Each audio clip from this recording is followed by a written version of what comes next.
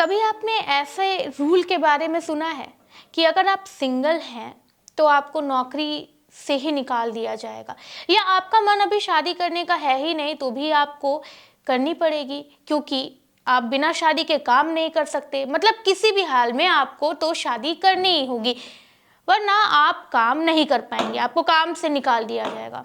आज की जो खबर मैं बताने जा रही हूँ वो शायद सिंगल लोग या जो लोग शादी की तलाश में हैं उन्हें अच्छी लगेगी सुनकर। दरअसल चीन में एक कंपनी ने अविवाहित और तलाकशुदा कर्मचारियों के लिए चौंकाने वाली नीति लागू करने की कोशिश की, जिससे पूरे देश में हंगामा मच गया। इस नीति के तहत कर्मचारियों को सितंबर 2025 तक शादी करने का निर्देश दिया गया है, वरना उन्हें नौकरी से निकालने की धमकी दी गई है। अब हालांकि जब इस मामले की जानकारी सरकारी अधिकारियों को लगी तो उन्होंने इस नीति को सख्ती से खारिज कर दिया और कंपनी को कड़ी फटकार लगाई। क्या था पूरा मामला, ये भी जान लेते हैं।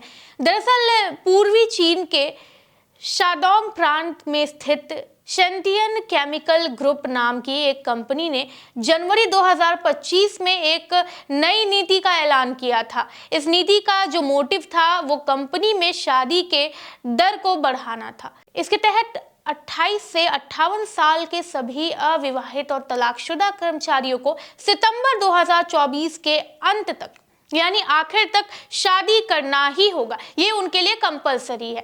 दरअसल कंपनी ने एक नोटिस भी जारी किया था। मार्च 2025 तक शादी नहीं करने वाले जो कर्मचारी हैं अविवाहित रहने की वजह बताते हुए एक पत्र लिखेंगे वो, यानी कि अगर आप मार्च 2025 तक अविवाहित हैं तो आपको इसका रीजन देना होगा। जून 2025 तक शादी ना करने वालों का मूल्यांकन किया जाएगा और उनकी कार्य क्षमता पर विचार किया जाएगा। अगर आप जून 2025 तक भी शादी नहीं करते हैं तो फिर आपके जो वर्क है उसका एनालिसिस किया जाएगा। 2025 के सितंबर तक भी शादी नहीं करते हैं तो संबंधित कर्मचारियों को नौकरी से निकालने की धमकी दी गई है। अब ये नियम लागू करने के लिए कंपनी ने अपने कर्मचारियों को औपचारिक नोटिस जारी किया था, ये वाला, जिससे कर्मचारी जो है डर गए हैं, मतलब डर का माहौल बना हुआ है।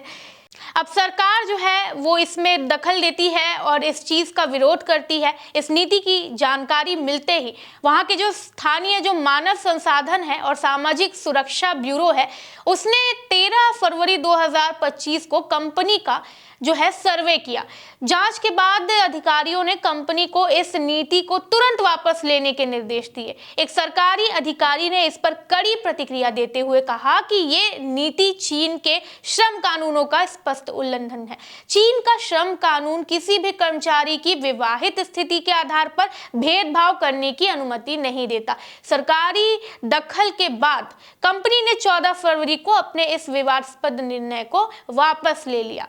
सीधी सी बात है कि किसी की शादी अगर ना भी हुई हो और वो योग्य हो तो क्या उसकी शादी ना होने के कारण जो है वो उस योग्य इंसान को नौकरी नहीं दी जाएगी, ये भी एक सवाल उठता है। लेकिन अब जब ये खबर जो है जब फैलना शुरू करती है तो सोशल मीडिया का दौर है और सोशल मीडिया पर जब ये खबर फैल गई लोगों ने कंपनी की कड़ी आलोचना की।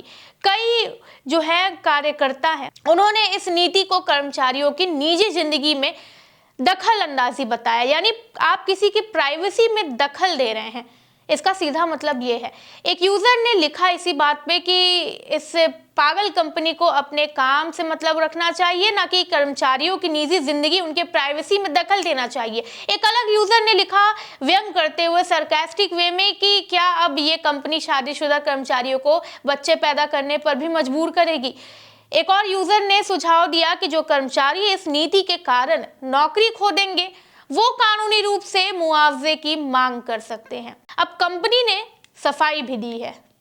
जनता और अधिकारियों के दबाव के बाद कंपनी ने अपने जो इस फैसला है उसको वापस लेते हुए कहा है कि अब तक किसी भी कर्मचारी को केवल ना शादी करने के कारण नौकरी से नहीं निकाला गया है।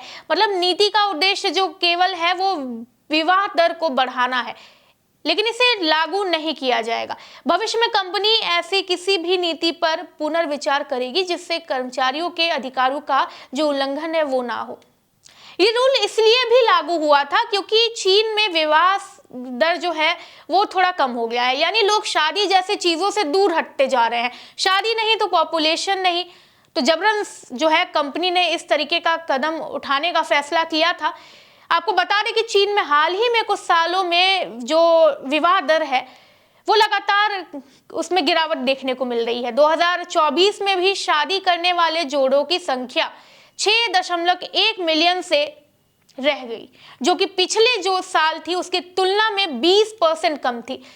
इस समस्या को हल करने के लिए चीन सरकार विवाह को प्रोत्साहित करने के लिए कई कदम उठा रही है। एग्जाम्पल के लिए सेंट्रल चीन के शाक्सी प्रांत में 35 साल की उम्र की महिलाओं और पहली बार शादी करने वाले पुरुषों को 1500 युआन करीब 200 अमेरिकी डॉलर का इनाम देने की घोषणा कर दी है। कानूनी विशेषज्ञों के अनुसार किसी कर्मचारी को उसकी शादी या बच्चों की योजना के बारे में पूछना चीन के श्रम कानूनों के तहत अवैध है। पेकिंग यूनिवर्सिटी लॉ स्कूल के एसोसिएट प्रोफेसर यान टियान ने इसे स्पष्ट रूप से असंवैधानिक करार दिया है। उनका कहना है कि ये नीति शादी की स्वतंत्रता के खिलाफ है और कर्मचारियों के अधिकारों का उल्लंघन है। चीन की इस कंपनी की नीति भले ही वापस ले ली गई हो, लेकिन इससे पूरे देश में जो नैतिकता है, व्यक्तिगत फ्रीडम जिसे कहते हैं, और श्रम अधिकारियों को यानी लेबर फ्रीडम को लेकर एक इंपॉर्टेंट बहस छेड़ दी गई है। ये घटना इस बात का एग्जाम्पल है कि कैसे प्राइवेट कंपनियां जो हैं वो कभी कभी सरकार की योजनाओं को लागू करने के नाम पर कर्मचारियों के अधिकारों का उल्लंघन कर सकती हैं। सरकार की ओर से दखल और जनता के कड़े विरोध के चलते ये विवादास्पद नीति जो है वो विफल हो गई। लेकिन ये देखना दिलचस्प होगा कि क्या फ्यूचर में चीन सरकार विवाह दर को बढ़ाने के लिए कई नई नीतियां अपनाती है या नहीं। आप इस बारे में क्या सोचते हैं? अगर इंडिया में इस तरीके की चीज़ें लागू होने लगी तो लोग इसे किस तरीके से देखेंगे? अपनी राय जो है वो कमेंट सेक्शन में ज़रूर दें। वीडियो को लाइक करें, चैनल को सब्सक्राइब करें। मैं हूँ कृति, धन्यवाद।